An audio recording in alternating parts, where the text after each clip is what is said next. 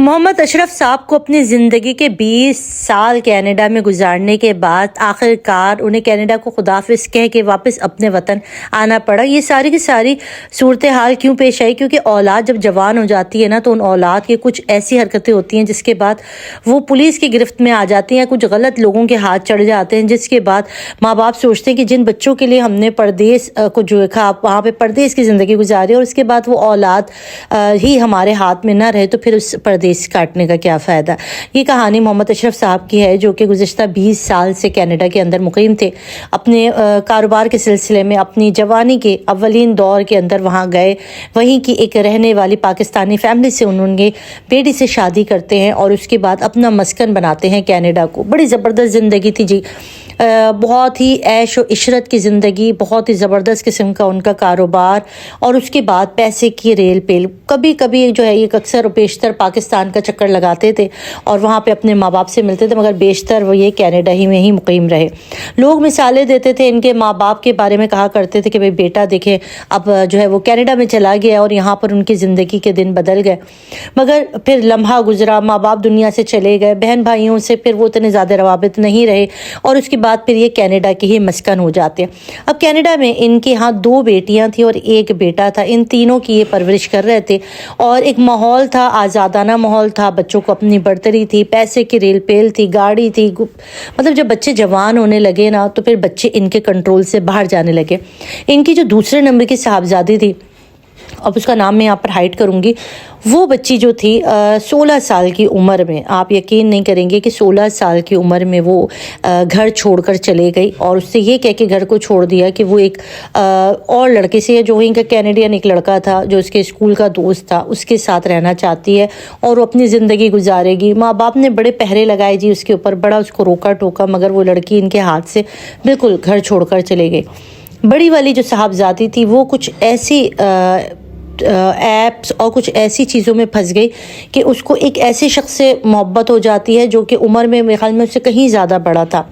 اور سیاہ فام وہ آدمی جس کے اوپر اس کے فادر کی جو ہے نا وہ پیروں تلے زمین نکل گئی اور اس کو روکا گیا، اس کو بھی منع کیا گیا، مگر وہ بالکل ہاتھ نہیں آئی۔ اور جو اس بندے سے یہ محبت کے دعوے کرتی تھی وہ بندہ ایک کرائم کے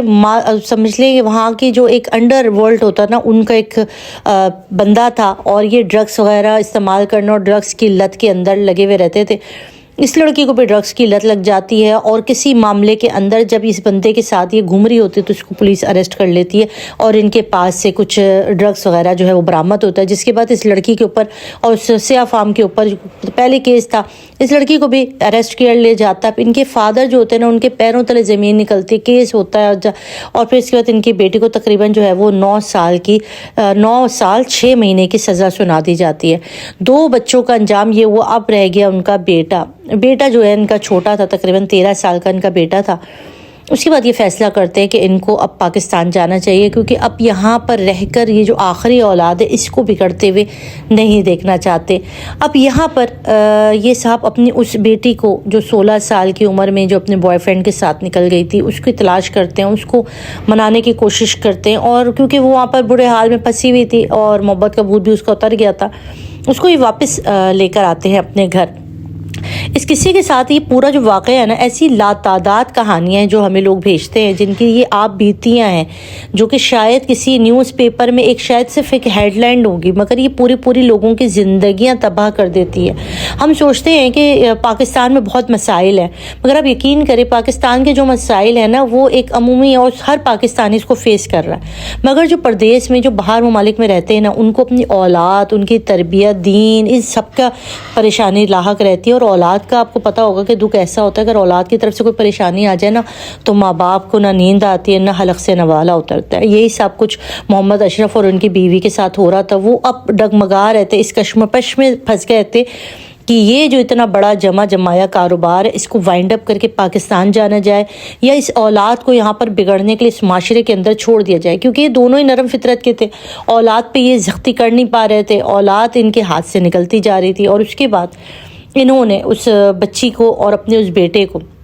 بڑی والی بیٹی تو ان کے ہاتھ سے نکل گئی تھی، اس کو تو سزا ہو گئی، اب انہوں نے اس بیٹی کو آگے رکھا۔ بیٹی بالکل بھی پاکستان جانا نہیں چاہتی تھی، اب انہوں نے یہاں پر اس کے آگے